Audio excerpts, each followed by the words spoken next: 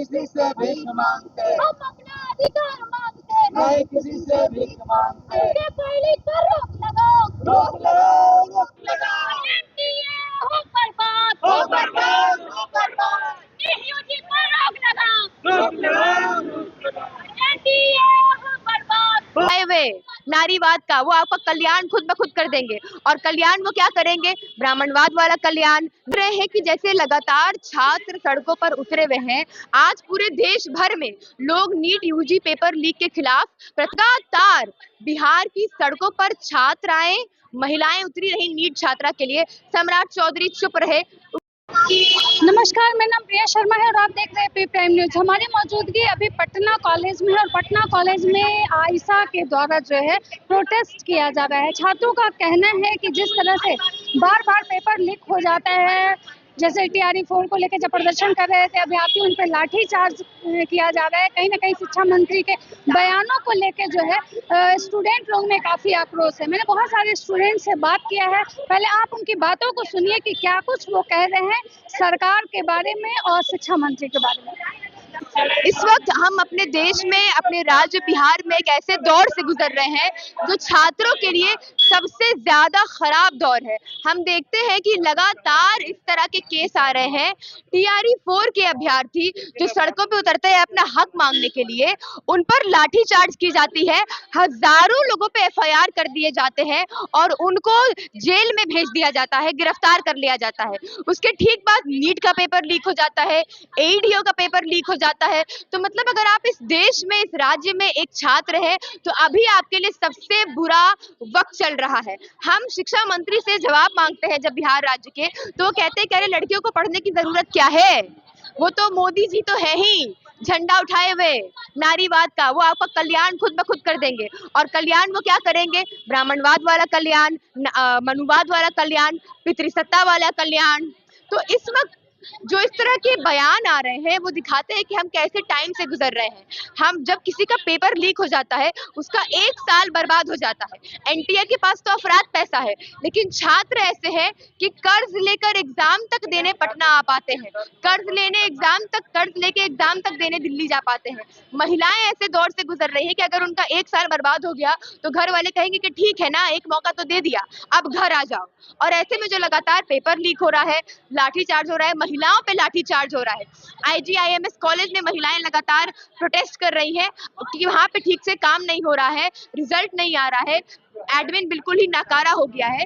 तो इसको लेकर आज हम यहाँ पर पटना यूनिवर्सिटी के छात्र हैं, आयशा पटना यूनिवर्सिटी से है, ये मांग कर रहे हैं सरकार से कि पेपर लीक पर अपनी चुप्पी तोड़े, नीट को दोबारा से कराएं, सही तरीके से कराएं, एनटीए को स्क्रैप करे, खारिज करे, एईडीओ पेपर लीक पर जवाब दे और टीआरई 4 अभ्यर्थियों की जो मांग है उनको मांगे और उन अभ्यर्थियों को जिनको जेल में भेज दिया गया है उनको बाहर निकाला जाए, रिहा किया जाए। अगर सरकार आपकी मांग नहीं सुनती है तो क्या करेंगे आप लोग?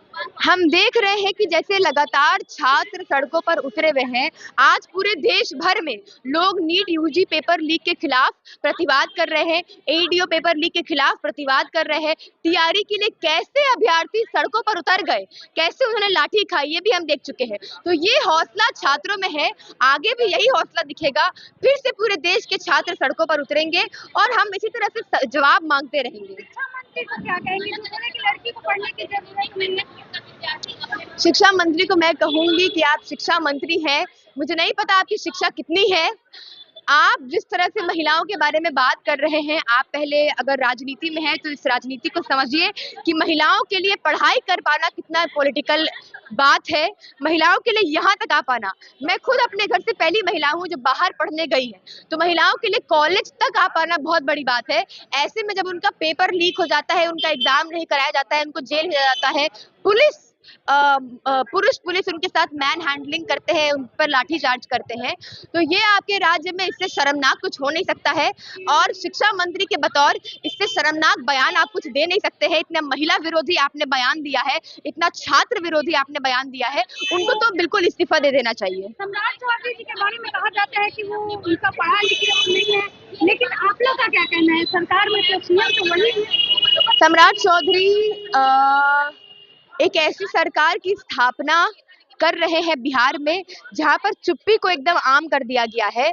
हम लोग लगातार देख रहे हैं कि नीट छात्रा मामले से लेकर अब एईडीओ, टीआरई और नीट पेपर लीक के मामले तक सम्राट चौधरी की चुप्पी बरकरार रही है, उनके कान पर जू नहीं रेंगी है। लगातार बिहार की सड़कों पर छात्राएं, महिलाएं उतरी रही नीट छात्रा के लिए, सम्राट चौधरी चुप रहे, उनको कोई फर्क नहीं पड़ा। यूजीसी के मामले पे हम उतरे, सम्राट चौधरी को कोई फर्क नहीं पड़ा। और फिर मुंह उठा के सम्राट चौधरी पटना यूनिवर्सिटी आ जाते हैं बिल्डिंग का उद्घाटन करने के लिए, और छात्र उनसे सवाल पूछते हैं कि विश्वविद्यालय की क्या जर्जर हालत है, अगर एक बार आप ये कैमरा घुमा दे तो दिख जाएगा, ज्यादा अंदर जाने की भी जरूरत नहीं है। तो सम्राट चौधरी उन छात्रों पर एफआईआर करवा देते हैं, और अब वो बीपीएससी टीआरई के जो अभ्यर्थी अपने हकों के लिए शांतिपूर्वक तरीकों से बस सड़कों पर जो अपना लोकतंत्र अधिकार है उसके लिए उतरे हुए हैं, तो लाठीचार्ज करवा दे रहे हैं। तो मतलब इनका दमन का सरकार है, छात्रों की आवाज दबाने का सरकार है, चाहे वो अभ्यर्थी एग्जाम के अभ्यर्थी छात्र हो, चाहे वो यूनिवर्सिटी के छात्र हो, और महिला विरोधी तो ये सरकार है ही।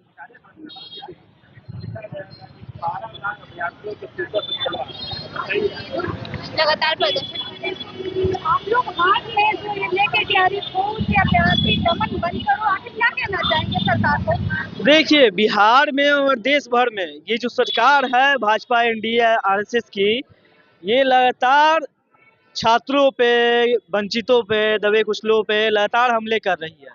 लगातार छात्रों पे ऐसे हमले हो रहे हैं कि पहले एईडीओ की परीक्षा ली जाती है। एईडीओ वैसे लोगों को आयोजित करने के लिए दी जाती है, वैसे कंपनियों को दी जाती है जो ब्लैक लिस्टेड है। वो एग्जाम कैंसिल होता है।